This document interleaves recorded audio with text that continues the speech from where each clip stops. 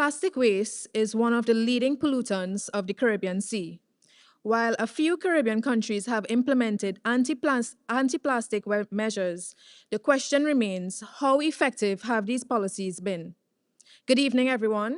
I am Priya Alexander, a researcher here at the Caribbean Policy Research Institute, CAPRI.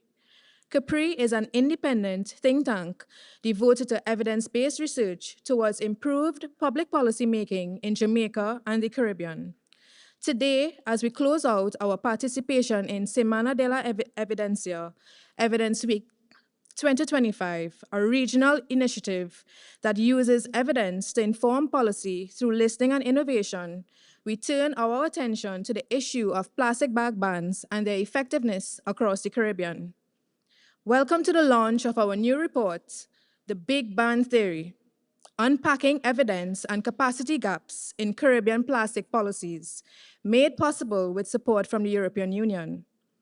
Across the Caribbean, few countries have taken steps to reduce plastic pollution, from Antigua and Barbuda's pioneering ban in 2016 to more recent measures in Barbados and Jamaica.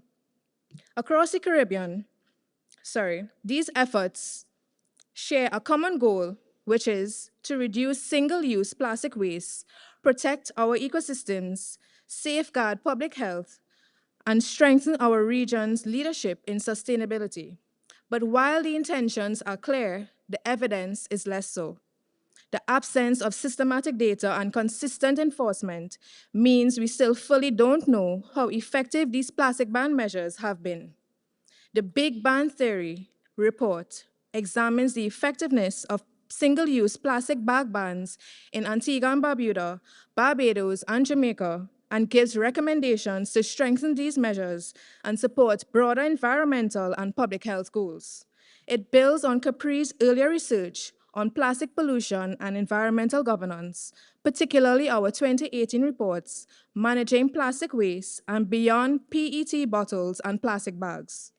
At CAPRI, we strive to ensure continuity in our work by following clear lines of inquiry and deepening our understanding of the issues that shape Jamaica and the Caribbean's development. We will begin this evening with a presentation of the findings of the report by CAPRI lead researcher Dominique Augustine, followed by a panel discussion moderated by CAPRI research fellow Alim Mahabir.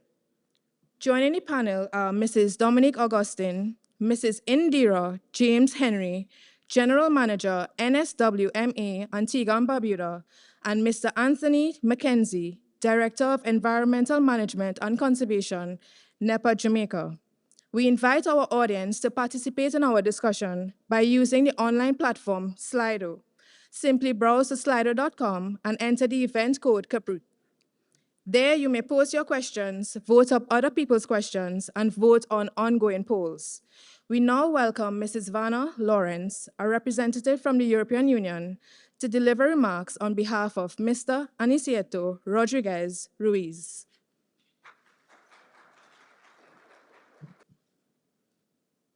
Distinguished ladies and gentlemen, representing CAPRI, ministries, departments, and agencies of the government of Jamaica, civil society and private sector partners, media representatives, and members of the public, good evening. I greet you on behalf of Mr. Aniceto Rodriguez Ruiz, Head of Cooperation at the European Union, who would have loved to be here today. I therefore deliver these few words on his behalf.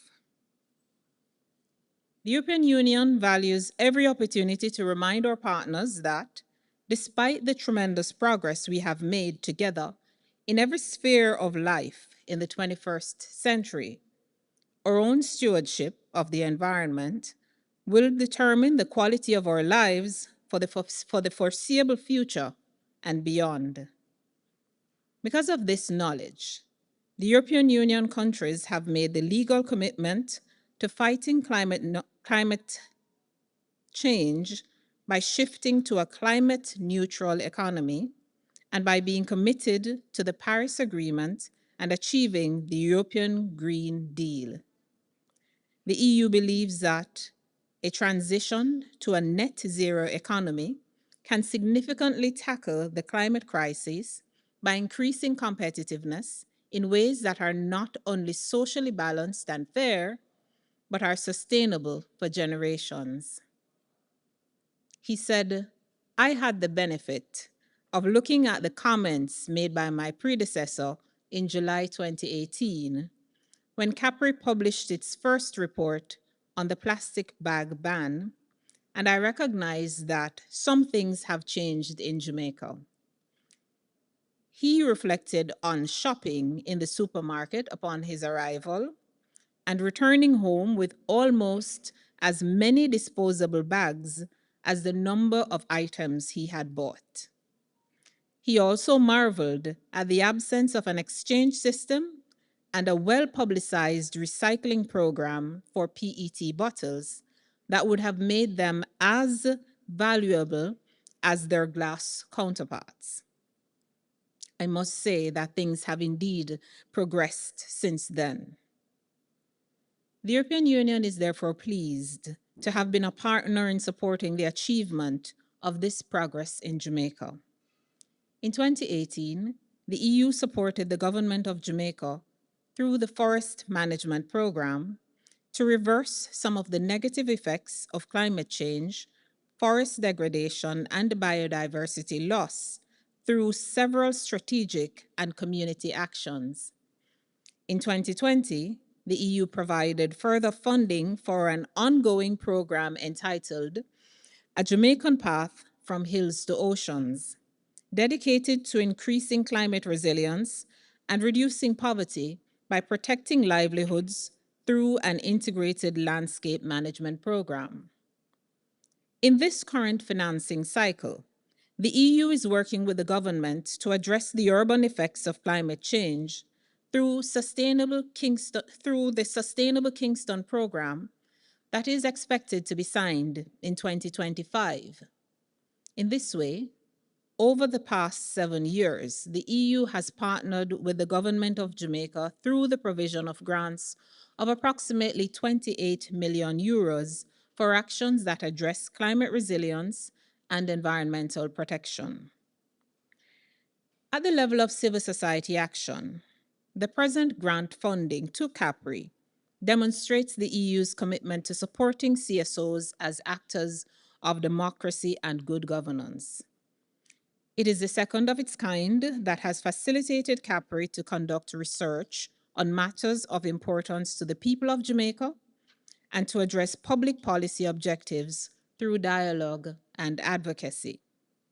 The EU recognizes that when local populations accept the need for change, this represents the greatest catalyst towards progress.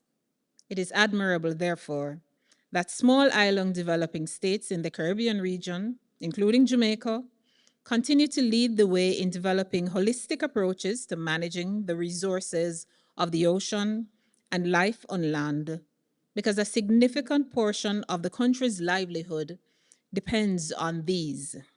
To that effect, this EU delegation is also interested to see how the contribution of this latest report from CAPRI will contribute to addressing the gaps identified in the continued use of plastics in Jamaica and in the Caribbean. We are hopeful that, like in the past, this discourse will lead to policy revisions and redound to environmental benefits. We therefore encourage CAPRI's efforts to amplify the matters that are pertinent to Jamaica and the region, and wish you the best for the communication of this report to the several duty bearers who can ensure that the changes that will redound to the achievements of the SDGs for the benefits of us all actually happen. Thank you. Without evidence, a ban is just an idea. But with evidence, it becomes a roadmap. We carried out a regional plastic policy assessment asking a simple but important question. So we've banned single-use plastics across the Caribbean. But do we actually know if these bans are working? What we do know is that plastics make up 80% of litter in the Caribbean Sea, and most of that comes from us, land-based sources. And so, in response, governments have acted, and 16 Caribbean countries have enacted bans on single-use plastics. But action is not the same as impact. We focused on 3 Caribbean countries, Antigua and Barbuda, Barbados, and Jamaica, to see how effective these bans have been. And what we did is we carried out a goal-based evaluation framework, meaning we compared what these policies said they wanted to achieve against what actually happened. In other words, did these bans live up to their promises? And so the motivation was clear: protect tourism, fisheries, and health. But across the region, the challenges remain the same. We don't have baseline data, we don't monitor consistently, and we don't evaluate policies systematically. So what we end up with are policies that look good on paper, but are hard to measure in practice. And so to understand how to do better, we looked globally. Europe tackles the plastic problem through taxation. A 2017 EU directive required all its members to reduce single-use plastic consumption by 40 bags per capita, and the results varied. So, some countries had as low as 4 and 7 bags per capita, and on the other extreme, some countries had as high as over 80 bags per capita. In North America, California became the first US state to introduce a statewide ban on single-use plastics back in 2014. But they paired it with a 10-cent charge on reusable bags. But a loophole allowed retailers to sell thicker plastic bags as reusable. And in turn, this allowed for an increase in plastic waste of up to nearly 50%. In South America's Chile, their story is a lesson in trade-offs. So yes, they were able to cut plastic bags by nearly half, from 498 kilotons to 250 kilotons. But in turn, bin liner sales rose to almost 50%. And what this shows us is that when we restrict one product, consumption shifts somewhere else. And so the global lesson is this: bans work best when they are backed by strong data, enforcement, and realistic alternatives. Okay, so let's head back to the Caribbean.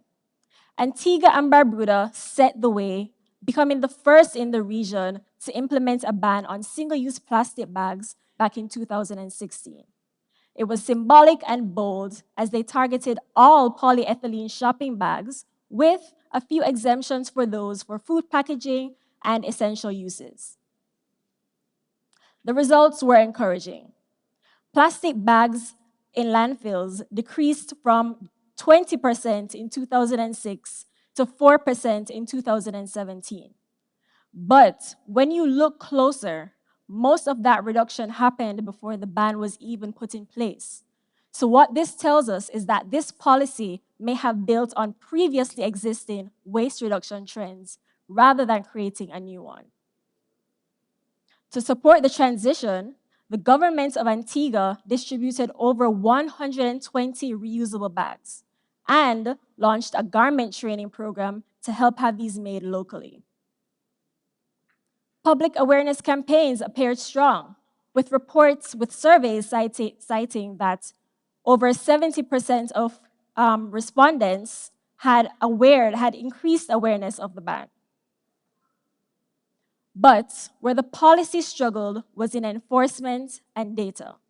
So customs could block imports of banned plastics, but when it came to inland monitoring of smaller retails, that was weak. So we know that over 1,000 tons of plastics were confiscated in 2018, but we don't have any more consistent data on compliance since then. Overall, Antigua and Barbuda set the tone for the region, showing strong symbolic success. But without systematic monitoring or enforcement data, it's hard to know how lasting that impact really is. In Barbados, they introduced a wide-ranging ban in 2016 on not just single-use plastic bags, but other single-use plastic items such as containers and cutlery. The ban, however, did not cover all single-use plastic bags, as it only targeted those made of petroleum and polyethylene, while allowing those that are labeled as biodegradable or compostable to persist in circulation. The legislation also allows for the continued export of the very plastic bags that are banned for domestic use. So, in practice, the country is still producing and trading in banned plastics, but just not allowing them to be used locally. Now, on paper, the results were impressive. Plastics in total municipal waste decreased from 12% in 2015 to 3% by 2021. But even with the ban in place, plastics still made up 70% of beach litter. And what this tells us is that while the formal waste streams improved, litter and informal use still remained a major gap. Penalties exist within their legislation, but enforcement is uneven.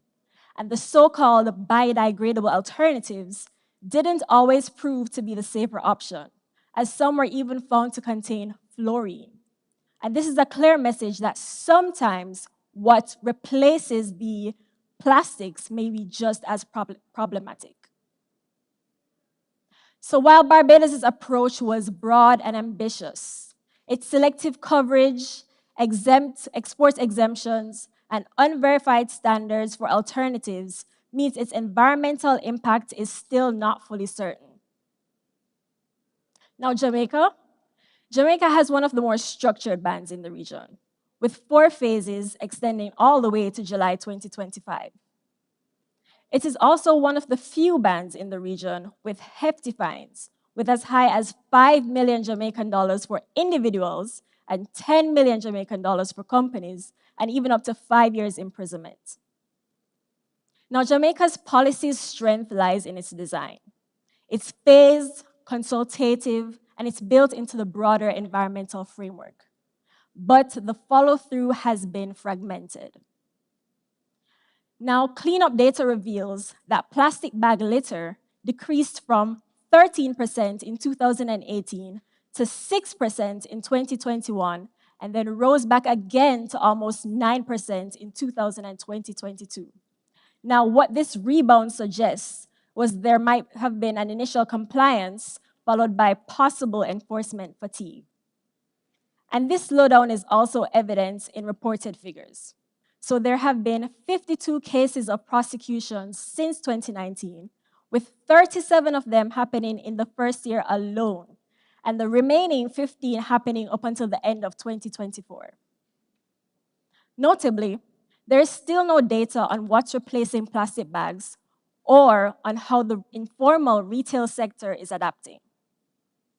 Regardless, Jamaica's ban stands out for its clarity and strong legal backbone, but it highlights a familiar regional story: ambitious policy design without the government systems to adequately measure progress. So across the region, we're seeing a pattern where the bans work best where there's structure and visibility, like in your major supermarkets, but less so in the informal sector. So we see that there's monitoring that is inconsistent, enforcement is uneven, and the alternatives are poorly regulated. So we've started the right conversations, but we're not yet measuring the right things. And so the good news is the political will is there. But the bad news is the governments are not systematically tracking outcomes. So there is no data to prove effectiveness.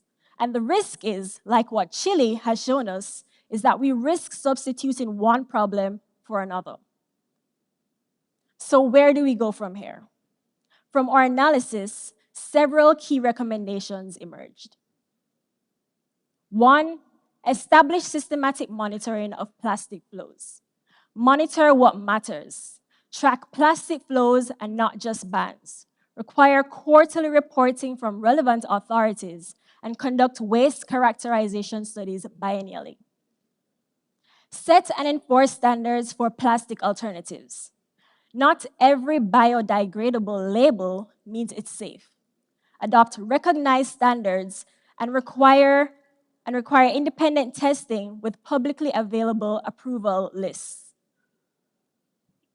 Strengthen enforcement capacity at ports and inland. Expand customs inspections and require regularized spot checks across retail and informal markets.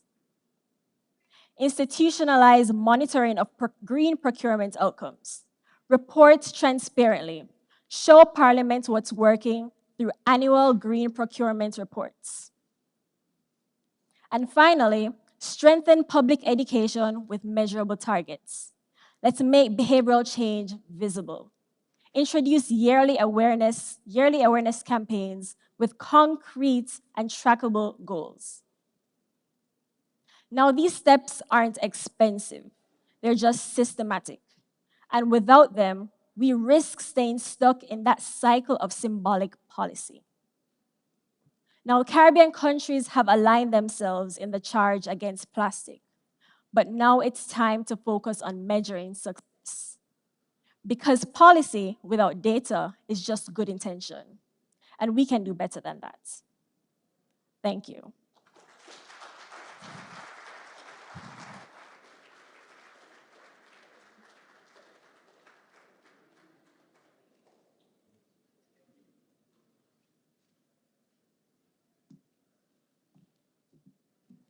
Thank you, Dominique, for your clear and informative presentation.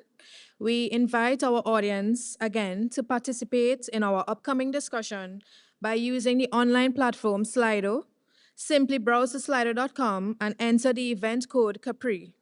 There you may post your questions, vote up other people's questions, and vote on ongoing polls.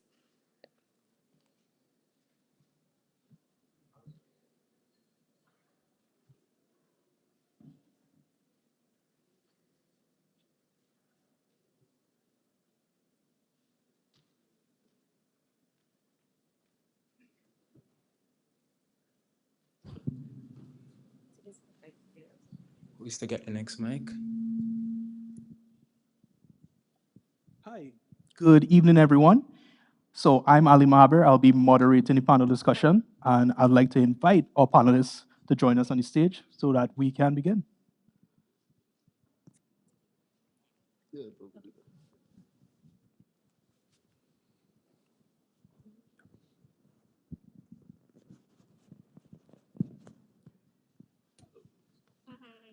Okay. So I think tonight we're trying for the first time to have a hybrid panel discussion.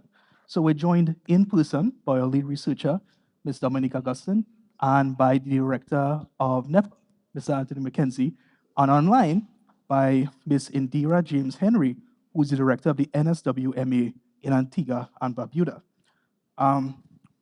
First off, coming off of the presentation, I want to keep the hot seat on you, Dominique, unfortunately, for you.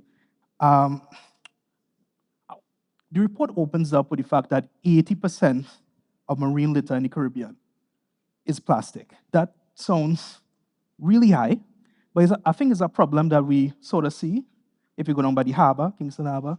It remains a persistent issue, and it points to the need for prohibitions like this ban policy. So I think we're clear on the need for a policy like this, but as pointed out in the report, our recurring theme is it might look good on paper, but it doesn't work so much in practice, even though we might want it to. I guess I would like you to sort of elaborate and hone in on that issue. You know, why doesn't it work in practice? All right, good. Good evening, everyone. So this remains an issue. So firstly, the political will and the political commitment of these governments to implement legislations like these in the first place is commendable in and of itself. Yes. But to not have systematic mechanisms in place to actually measure and see how these bans or these policies are progressing almost seems, for lack of a better word, pointless, because we're not entirely sure how they're doing. They're just being put out there, but we're not entirely sure if they're successful or unsuccessful. Right.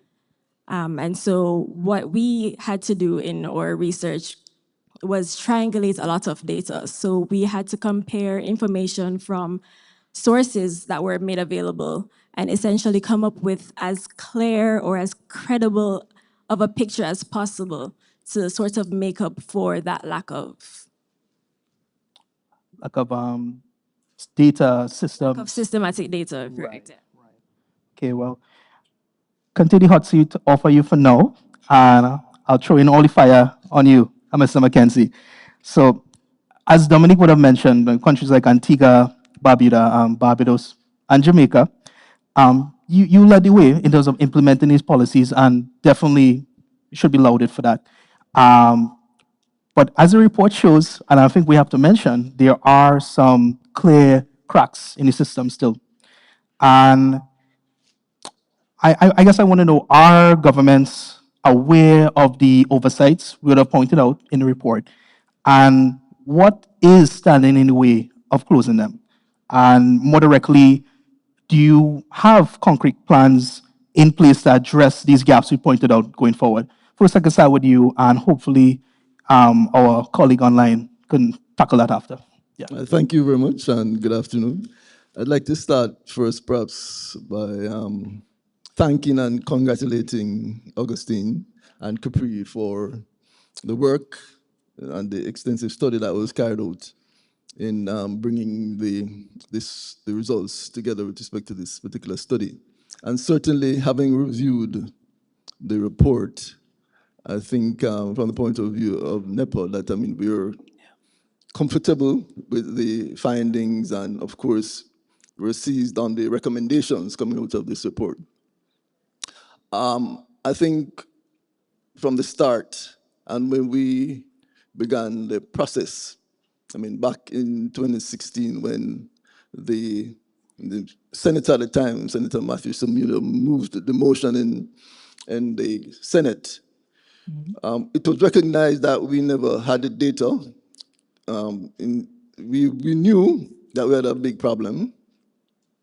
We were aware that there are issues relating to the plastics and its impact. We were aware also that there is international discussions relating to plastic pollution, the management of plastic as the waste, and importantly, the impact of plastics on environment and health.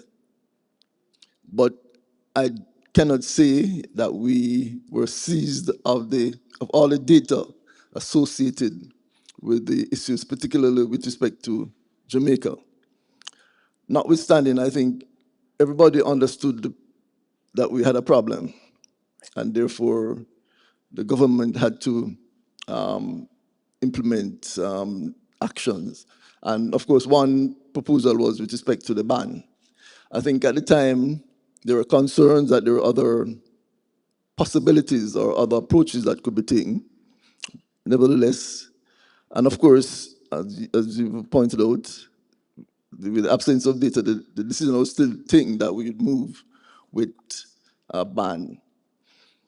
Through the process, I think there's always been the question how effective the ban has been and or will be.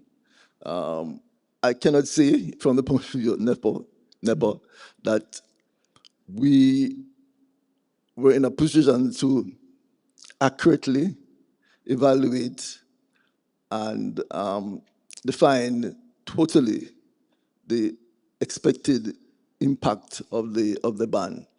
We're always concerned that we never had the methodology to do a proper evaluation. We have officers right around the island. We could go into the stores. We could see whether the retail establishment they were using the plastic bags, and afterwards we could say that this particular store on King Street or this particular store in Lucin Hanover no longer uses the plastic bag, right? Separately, the issue with the plastic bag was that it could be imported as well as it could be manufactured in Jamaica. Unlike the styrofoam ban, the polystyrene lunch boxes that were banned in the second phase, one manufactured the styrofoam or polystyrene lunch boxes in Jamaica, and the other was imported from the Dominican Republic. So that was easy, right? The company actually had to close down that line, and so we got rid of the styrofoam easily, and so we could say, with all intents and purposes, that we were 100% successful in that regard. The plastic bags, however, they were manufactured locally. We met with what we consider to be all the plastic manufacturers, and we had them in meetings and they agreed and so on. And we can say that we've had significant success, right? We still have the bags in some informal areas, like in downtown Kingston, but we have achieved, and we've put out a figure that we've achieved a 90% success with respect to the plastic bag. And we need to note that the plastic bags are in relation to sizes 24 by 24 inches Right. and 2.5 mils. So you'll see other bags, those are not banned.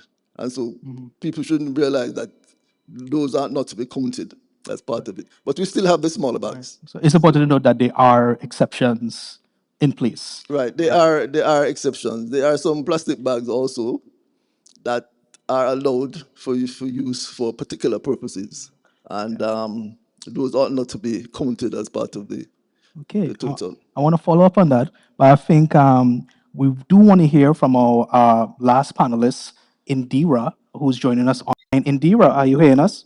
And I want to throw the same question your way. In Antigua and Barbuda, are you aware of the gaps we would have pointed out, and what concrete steps are you taking to address them?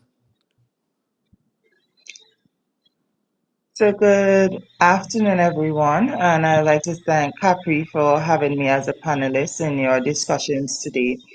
For Antigua and Barbuda, what was brought out in this investigation, I think it is the same for us here, and reasonably to say so. Yes, we were aware of some gaps that did exist, especially in the form of data and monitoring and control. When the legislation was done, the first part of the legislation was followed up with the Litter Control and Prevention Act, where under that act it deals with the control for plastic.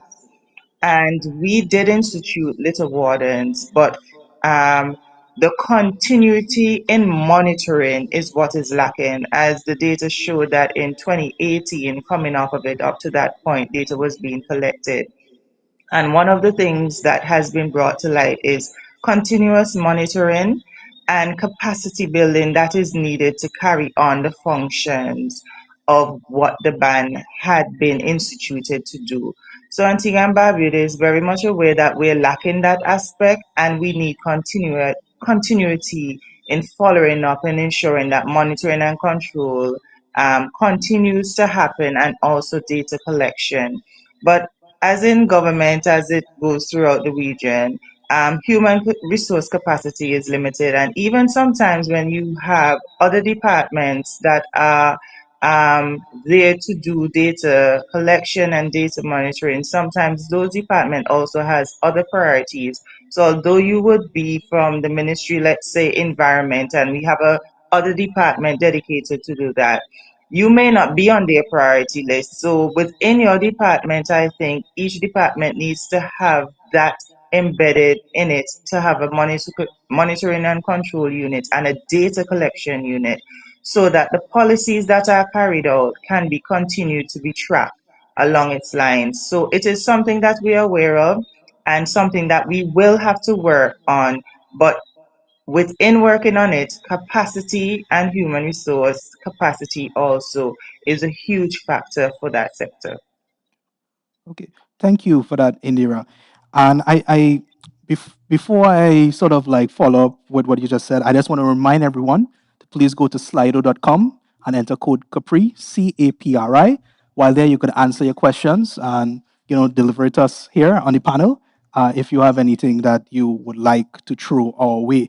So on Dira's point, would have mentioned the fact that a lot of different agencies, organizations, different arms of government are involved in the implementation of this sort of policy. It's not just one agency. I mean, it touches on trade, environment, enforcement, waste management, all these different fields working together.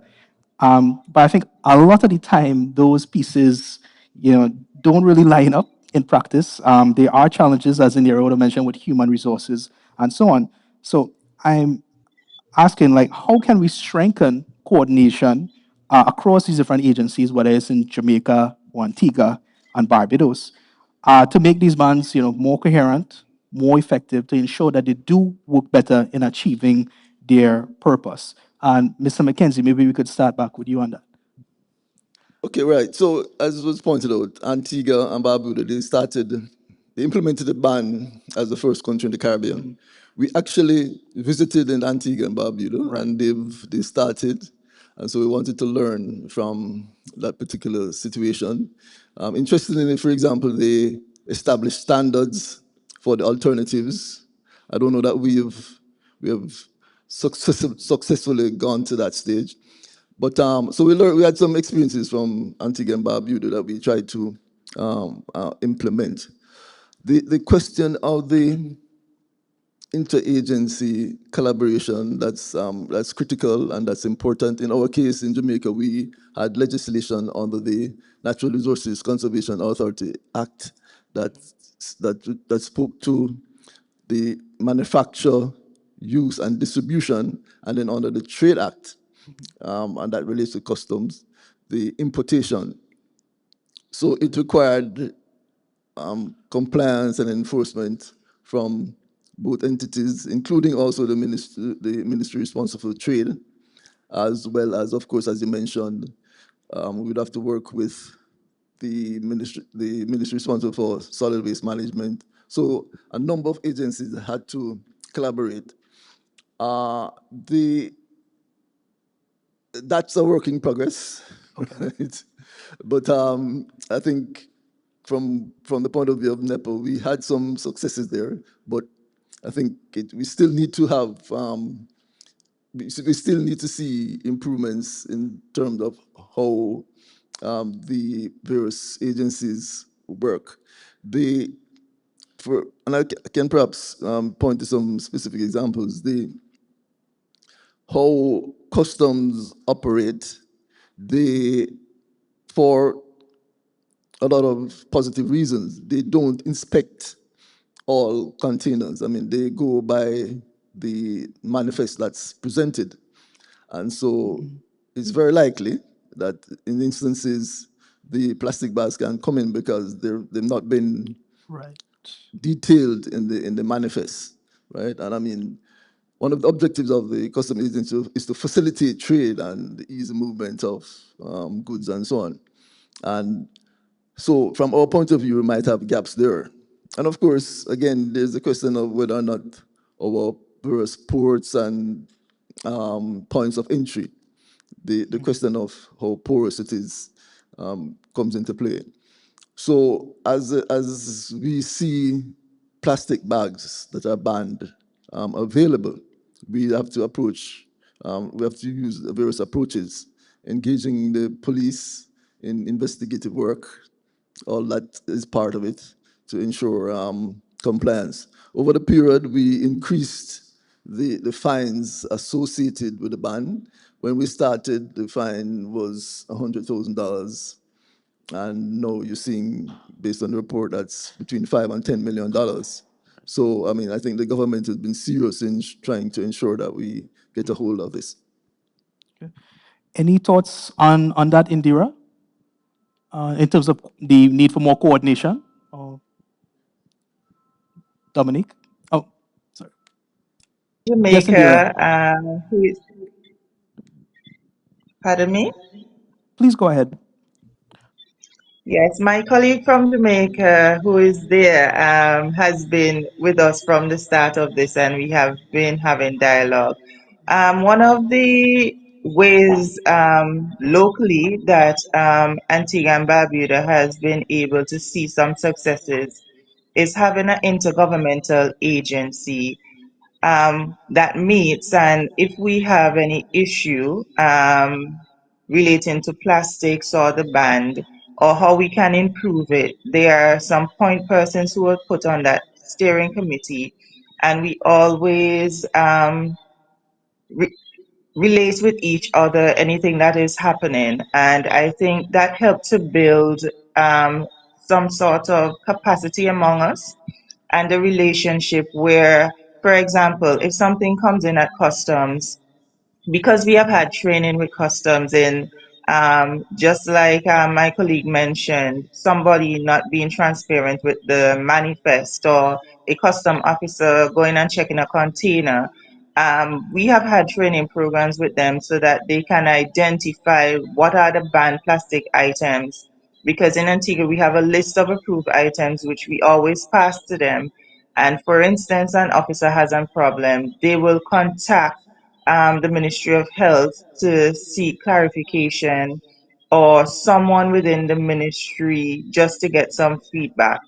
And as they bring in new custom officers from time to time, they are also being trained on what are the updated law, what it is that they look for, and some of the agencies that they work with, especially when it comes to the plastic. So that has really worked. And I think regionally, you have the plastic treaty, which is happening right now. And you have colleagues across the region, such as my good friend from Jamaica here, who I think he has been to all the INCs. There are 5 INCs so far. And within the INCs, when we come and we meet, we talk about what's happening, and it can be a shared platform around the region for us with focal points to know what is the newest update that is coming out, what is the changes that we're seeing, what is the trends that are coming out with plastic, how it is that maybe you're having a difficulty in your island that you can help me with the issue that's happening over here. So I think it becomes somewhat of a relationship bonding and a knowledge-based system through persons that we can pass knowledge to and fro. So across the region, I would like to see probably a steering committee, because you have persons that are put on various projects, but it doesn't necessarily mean that you will be on there for a prolonged period. So we need to form a steering committee, I think, and that can be through persons that go to the plastic treaties and so forth, but passing down that knowledge back home so that things that are happening, we can educate and inform as to developments and changes that can be made. Well, Indira, I think you answered like two questions for me right there, because my follow up to that, you mentioned about steering committee. Before you even mentioned it, is there a need for greater coordination in the Caribbean? From the implementation of these different plastic bans, I'm sure there's lessons to be learned, what went wrong, what goes right, and how we can sort of coordinate together, both in terms of knowledge sharing and resources to do that. So maybe that's something we need to put in place at the CARICOM level or something like that. So I'm glad to hear. What seems to be a weak point consistently across in Jamaica and Antigua and Barbuda is customs and enforcement. And sticking within that same line of thought, that line of question, and see, we have a question from Slido that sort of touches on that. From Clean Harbors Jamaica Limited. What methods are in place to enforce penalties for smaller retail entities in Jamaica, like corner shops and wholesalers? Are they effective? Are they working? Can you just tackle that, Mr. McKenzie? Thank you very much. So in our case, as I indicated, the fines under the NRC Act were recently increased, was since early last year, to $5 million. And as was indicated in the study, at the start of the first and second phases, when of course we were learning, we were building awareness, and we had to take action. You'd have noted that we took a lot of entities were prosecuted in that first phase, and I mean, eventually we saw improvements in compliance. So, but nonetheless, it was always recognized that the fines were minimal and had to be increased, and therefore we had that significant increase. We have, as the studies showed, and as we've noted, we still have areas of the society where we are still having issues with the plastic bag. And we have to get to that. We indicated that we have to take a strategic approach where we actually look at this particular source. And we've brought in the police as investigations continue into possible sources for that. I mean, some might argue that some of it is coming through the ports. I mean, we can't say that for sure. I think we're of the view that some of it is still being manufactured in Jamaica, but that's still being investigated. Okay. Dominic, any insights when it comes to enforcement of the ban you'd like to share? Enforcement, during the research process, I had the opportunity to speak with a representative from an agency adjacent to the ban, and it was very shocking to find out that their checks was more so on an ad hoc basis, and the few checks that they do, they don't even have reporting on it. They don't have documentation on it. And that was alarming in and of itself, because if there is no data on that, then we're not sure what measures to take in terms of enforcement. So that would essentially be what I'd have to say. More data is needed. That seems to be a sticking point here. All right. So I want to say something.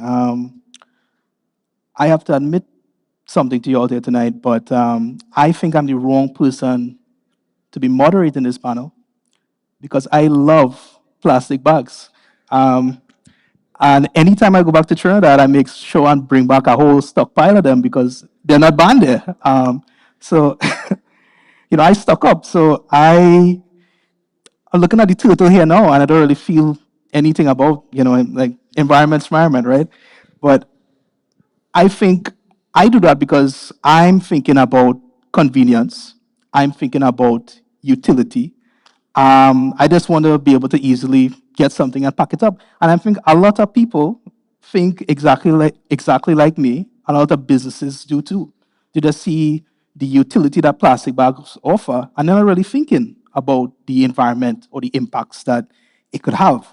So I guess on that sort of note, I say it to be sort of provocative, but it also because it's true. How do we get people and businesses actually to care enough, to have that buy-in, which I think is really important, and get people like me and businesses to care or at least comply willingly.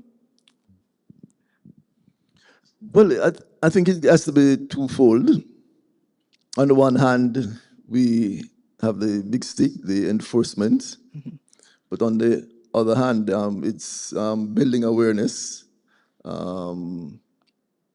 meeting the various sectors, working through schools, working through institutions, making them aware of on the issue of plastics, not only as a solid waste management concern, which it is in Jamaica, of course, but also the impact on health, the impact on the food chain. In the case of polystyrene, when we had that ban, the studies were showing that there was impact on their potential impact on person's health as associated with the with polystyrene, and so we had to get that message across. I think, however, with the ban, and I mean there's argument on either side. The ban, I think, forced people into responding, forced people into a behavior change, and rightly or wrongly, that was the position of the government to take that action because we wanted to see change. Right. Dominique or Indira? Okay. Well, I have to say, and looking back to Slido again, there's a question that asks, like, what are they in place to ensure, you know, uh, both corporate at the corporate level and also from smaller, maybe in more informal businesses, how does the ban, gets enforced? And I think I have to sort of relate another personal story here. I would have went to the pharmacy just over the weekend. It's a fairly popular pharmacy in Jamaica, with locations all over the island. Just to say, it's it's not like a small mom and pop shop, right? And I bought maybe 2 or 3 bag of chips, chocolate bar, and a soda. I giving you guys my grocery list here, and I just remember being absolutely surprised. They gave me like this huge plastic bag. You could have fit a small child in it. And I never asked for it. I never paid for it. But I love plastic, so I was glad I got it, right? But you know, I'm wondering. That particular situation is not unique. It's something I've experienced many times before, and there seems to be a lot of plastic that's still being circulated. It's not unique to Jamaica either. I mean, I've lived in Barbados as well, and there's still a lot of businesses, whether it's big or small, I still get a lot of plastic, and I think there's a question of businesses maybe finding a ways around the ban, either legally, because of the exemptions, or there could be a question of maybe loopholes and just other things in place, and maybe weak enforcement as well. Well, I So, think the example you use with it's a big bag, so perhaps it's a bag that's not banned because recall that it's a size, the size if it's over 24 by 24 right. inches, it's not banned. I think when we considered the matter of the size of the bags and the thickness, there was consideration of the relating to the cost to the consumer and whether or not it will be passed on as a packaging cost. Not only with respect to plastic bags, but also with the food containers. And so when we're looking at the alternative, the cost to the consumer and whether that would be contribute to, I suppose, inflation and so on, those considerations had to be made by the Ministry of Finance. So while the thicker bag and the bigger bag, I mean, we'd expect that would cost more to be supplied, and therefore it would impact the availability. Those considerations came to the fore, but notwithstanding, it's still a phased approach to the plastic ban, and consideration, of course, will be given to even these larger bags as we go into the future. There are other avoidable plastics that will come on board, and of course, the bigger bags. I mean, consideration will be given to that as well. But as was indicated, it's a phased approach to removing the single unavoidable plastics from the waste stream. Okay, noted. Thanks for that, Mr. McKenzie. And Dominique, do you have any thoughts on how we could maybe close the gaps between the policy and what's actually happening when I go to the counter when I shop for something? Right. So it's not an uncommon thing to see where you see consumers trying to evade the very specific dimensions that are outlined in the ban. So, and you see that example in, I think it was Chile, where one thing is restricted and persons find a way to evade that by creating loopholes, which in turn causes for an increase in other types of plastics. So that is not an uncommon thing to happen. And that, I think, could be something that could be addressed in the future to see how best we can address exemptions and those plastics that evade those specific dimensions, because they are still single-use plastic bags regardless. So is it a case where we're going to allow these to continue to exist in circulation for however long, or how are we going to adjust it in the near future, in the far future? It's something that I've thought of myself. Yeah, sticking on that point, I think the report mentions the use of alternatives, stuff that's labeled as biodegradable, compostable, reusable. Um, but I think it's important to know that it's at the end of the day, it's still plastic, right? And in some cases, some might argue it might be just as bad. So, I mean, is there a way to regulate that more effectively? Well, I mean, if I could say that, I mean, our order, the regulations that relate to the prohibition of single-use plastics, they speak specific to that issue relating to biodegradability and combustibility. Once it's plastic, whether it's spoken to as being oxidogradable or biodegradable or compostable. I mean, it's once it's plastic, it meets the classification definition on the in the order. So we recognize that. I mean, we learned from experiences in other places and ensure that we capture that. The question of standards, the Bureau of Standards, have they have established standards as it relates to biodegradability, right? But notwithstanding the issue of plastics, once it's polyethylene, polypropylene, it falls under that definition and would be banned. Indira, any thoughts on your end when it comes to the use of alternatives? Maybe is it something you experience in Antigua and Barbuda? Well, for us, in terms of our band, we didn't go according to the thickness. Once it's polyethylene, polypropylene, and it is being termed or used with handles, that was taken out. One of the ways in which the government aided the smaller shops, with getting over to alternatives was giving them in the initiation stages quantity of bags. So if you had a small shop and the ban was coming on and you didn't have anything to give to your customers, that you would have a reusable bag to give. So the government made a very heavy initial investment in doing that. One of the other things was unique for our band because with plastics, when persons and manufacturers and supermarkets are buying plastic, they are not buying 100,000 or 20,000. When you're bringing in a container of plastic, you're bringing in millions.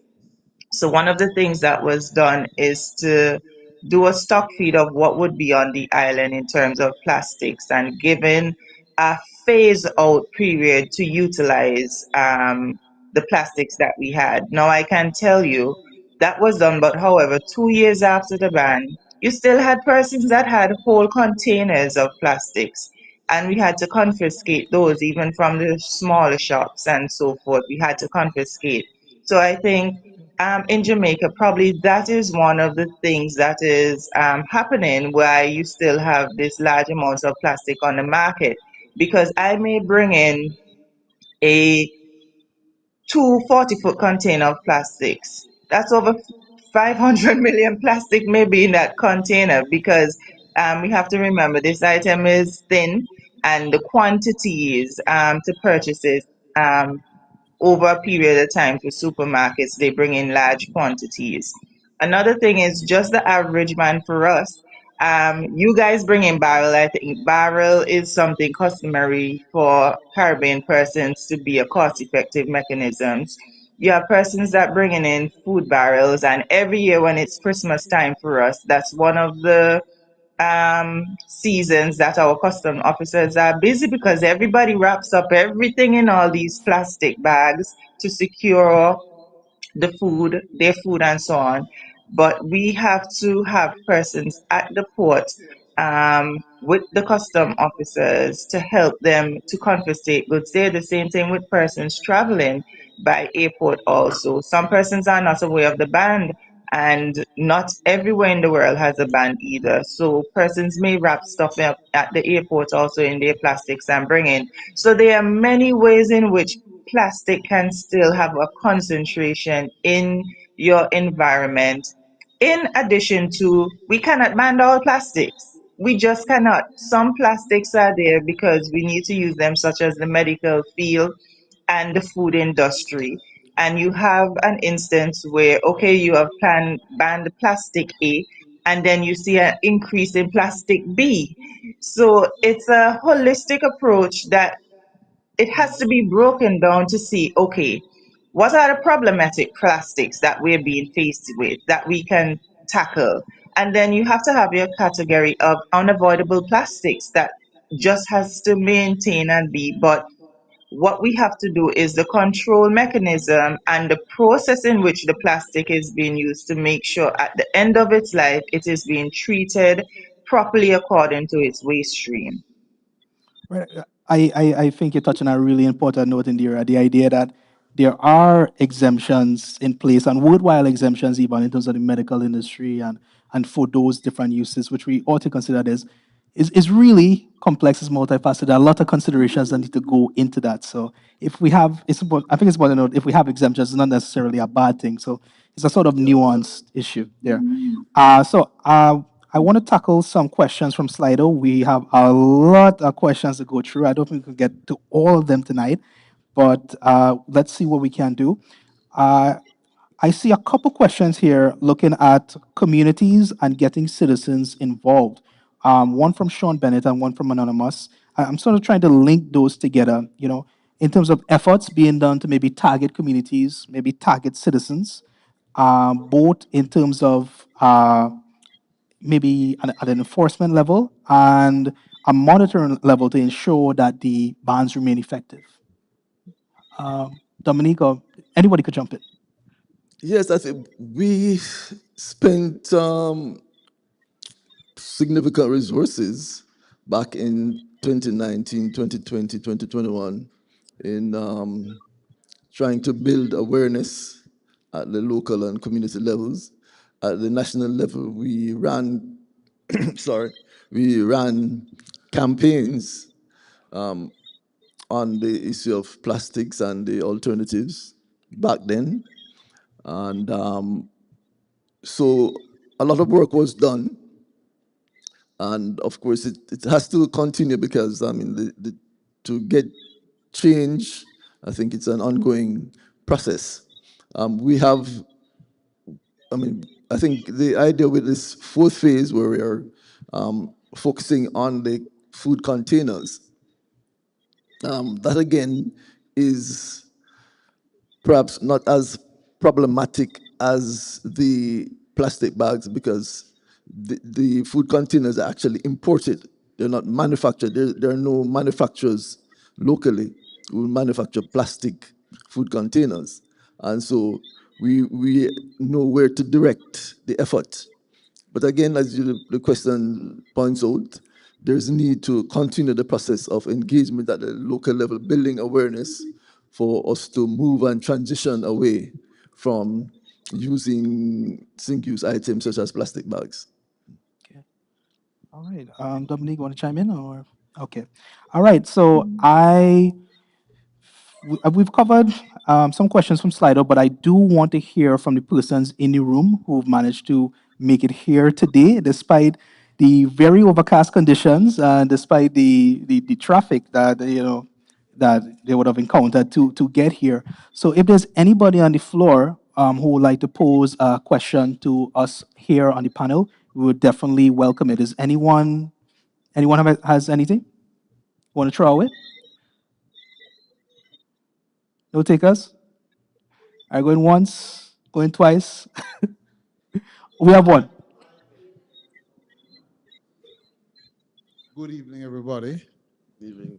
Yeah, I posed a question. I did send a question to the chat that the the buying into the alternative to plastic or people getting on board to reduce their use of plastic in any society, I think it is more a cultural shift than so much a legislative enforcement. Because you can't legislate behavior. So there has to be different ways of selling the idea into the school system, children, and so on, you know. But you can't really say, I'm going to lock up people to use plastic, who use plastic, unless there's really a real alternative. As my friend and I were talking earlier, there are so many things that we use that are plastic based.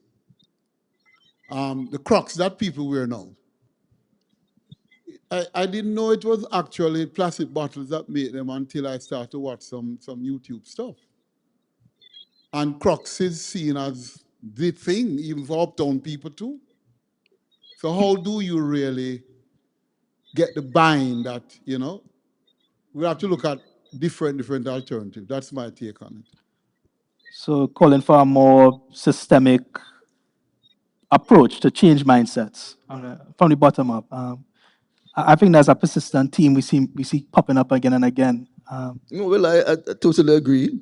I think we'd have to accept that it's a process that will take time.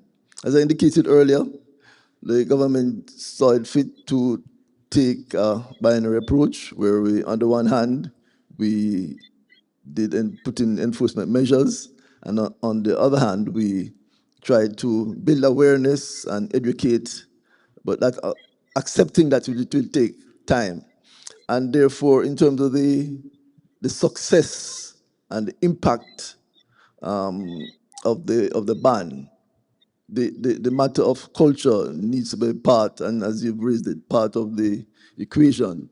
I think we have accepted that in terms of the data and how we look back at a baseline to measure progress, it's something that I think was weak in terms of the implementation of this particular ban, and we accept and I'm speaking from a point of view of NEPA. But notwithstanding, I think as I indicated, we've seen some successes, and it's to now work towards ensuring that we have that cultural acceptance and cultural change in our population. I think the minister was careful in pointing out that while we institute a ban, we have to ensure that we had the appropriate alternatives. And so we spent a lot of time in promoting the tote bags and ensuring that we had reusable bags, and companies got on board in providing these reusable bags to customers and making them available. And so I thought it was an effort, and yes, the work continues, I'd like to suggest. Okay. Any thoughts, Indira or Dominique? Also, the Yeah, question for I posed me, by the gentleman is pertains like the need for more systematic approaches in changing cultural mindsets. How do we sort of enable that sort of ground up, change from the ground up, and not just from an enforcement level? I hope I'm relaying your question correctly. Yeah. I totally understand his point. Oh, And for me, it's education, education, education. Because education in a toddler and education in an elderly person, and when I say elderly, 75 and up, it's two different types of education. A toddler is more advanced right now in knowing the what are the challenges with plastics, that there is a problem using plastics, while then I have to transition over to a 75-year-old that has been using plastics all her life to try and explain now, we're going to stop this thing. It's not good anymore. And they're like, if I've used this thing all my life, how are you going to come and tell me now, that this is not good anymore? And so, and that brings in culture also, because the way in which elderly person has been using something and been teaching from generation to generation onwards, it all is encapsulated. So for us, it's education, and one of the things or the disadvantages or something that we don't do good in the Caribbean, we will start out with an educational program, and it usually runs 3 to 6 months, where this issue with plastic has to be something that is continuous and done yearly, throughout each season, so that you can, just like you said, you love plastics because you're seeing it from a point of it is helping you in your daily life to carry out your tasks. But I'm sure if I'm supposed to take you now and show you the impacts on a landfill, most persons hasn't even seen a landfill, and most Caribbean islands don't even have a landfill. We have dump sites. And if I'm supposed to take you there and show you what is the daily impact on the dump site, take a turtle out of the water and show you a turtle that has been engulfed in plastics. Show you, okay, when this break down, what it's actually doing to your body, to your bloodstream, then you'll come to have a different appreciation of what we're saying. So I think education helps to change culture. And when we look at education, we need to look at it from several aspects, from being a child to the elderly. And then is when we could when we're going to start seeing the mobilization that we need. But it is the constant education that is needed.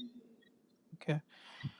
Just to add to Indira's education, I think it's also important that we measure that behavioral change. So we're implementing all of these public educational awareness campaigns, but we need to also, as our recommendation puts out, that we need to set concrete and trackable goals to see if this education is actually working, yes or no. So that's something to consider for sure. Okay, thank you, Dominique. Well, I think on that note, as we wrap up, I want to end on outlining those steps, those practical steps and immediate action that's needed. And I think a good question might be to ask is, what's the one thing or the priority set of things that you could identify that would most strengthen the impact of these bans going forward? What would that be? And maybe we could start with you, Mr. McKenzie, and then go to Indira, and then with Dominique. Okay, I think, and I don't want to be controversial. I mean, if you look at the wider picture relating to environmental crime, and I think my little experience working with Nepal over these many years, I think we have tried to infuse environmental studies at the primary level. I mean, I was shocked when at the time, 9-year-old daughter was talking about acid rain and climate change and eutrophication and pollution and so on at that young age. So I think, and they're adults now. So we have educated, but are we seeing that resultant behavioral response?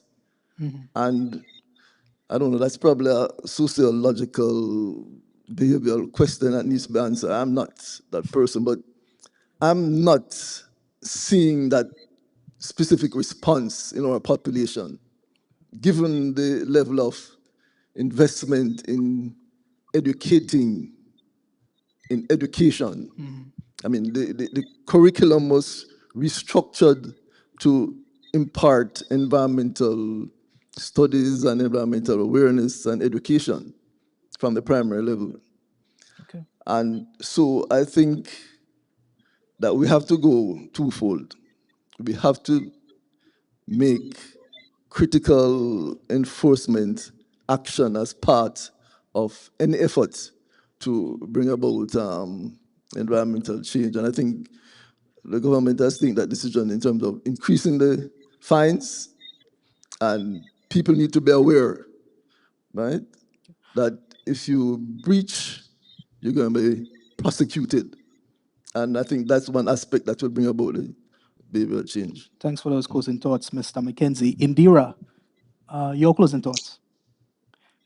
I think the research that was done and the outcome that were presented covers beautifully what the region needs in terms of one, putting out a policy, two, enforcement, three, data collection, because it can help and it aids in you having a successful ban, education, and legislatively across our region and culturally, our governments can put down a legislation quick.